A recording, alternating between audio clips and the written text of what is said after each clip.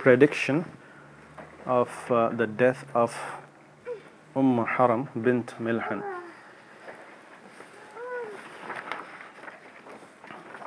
So she is, by the way, you have to know her name. You have to remember she was very famous in that time, Medina, Haram. And she was the first Ansari, first Medina woman who accepted Islam.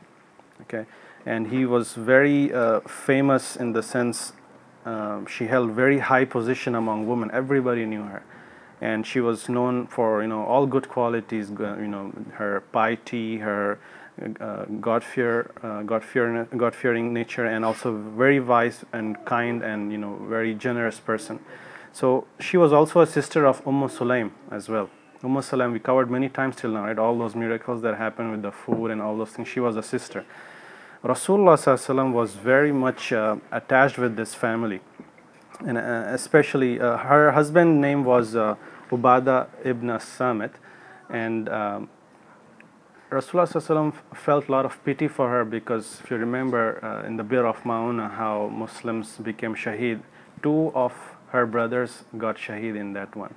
So Rasulullah ﷺ would often visit her, and one time what happened, he would sometimes eat there, and he would sometimes sleep in the house of Ubadah and Haram. So one time when he was sleeping, he woke up and he was smiling.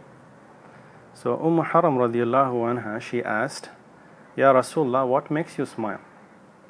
So Rasulullah ﷺ said, I saw a dream, and that's why I smiled. I saw some of my followers who they were presented to me, and they were fighting in the cause of Allah.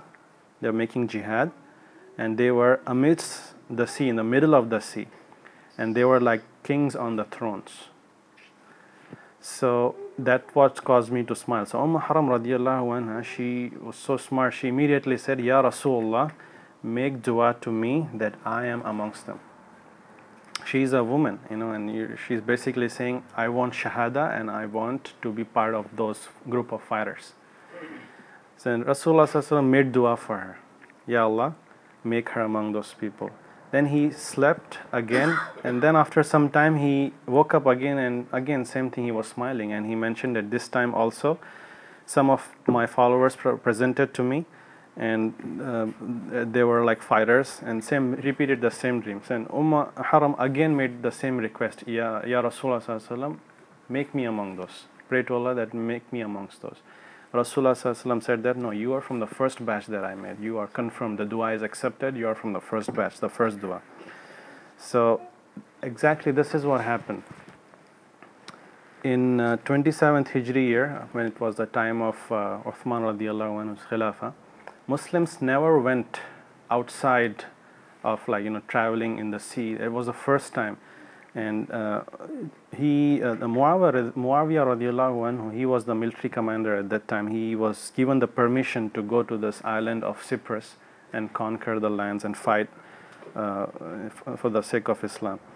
So she was in that ship.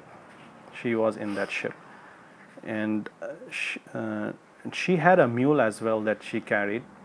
And what happened was that when they reached there, that mule somehow got frightened by something, and it started to move very violently.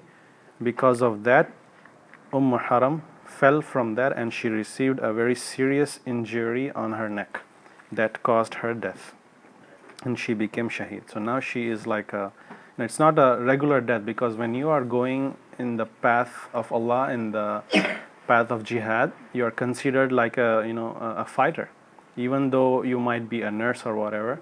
So you are going there, and she fell from the mule, and you are still on the way of jihad. You are considered a shaheed. You don't necessarily have to fight like enemies to become a shaheed. So these things happen. So that's the story of Haram, how that came true. And this was the first war, and the second batch that came, the Muslims fought many battles. Second batch also happened, how it was fought in the middle of the sea and so on. The ships were sent. So that dream also came true.